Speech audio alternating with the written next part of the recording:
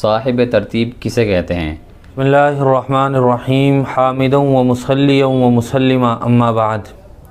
صاحب ترتیب کہا جاتا ہے ایسے شخص کو کہ جس کی 6 نمازیں بالغ ہونے کے بعد قضا نہ ہوئی ہوں، اور اگر قضا ہو گئی ہوں تو اس نے ان تمام تر قضا شدہ نمازوں کو ادا کر لیا ہو تو آدمی اب صاحب ترتیب بن جاتا ہے۔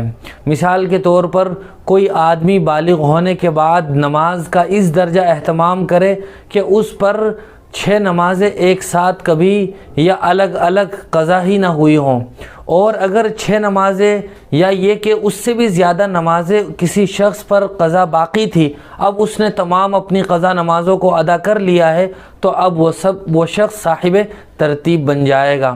صاحب ترتیب کے اور بھی بہت سارے مسائل ہیں۔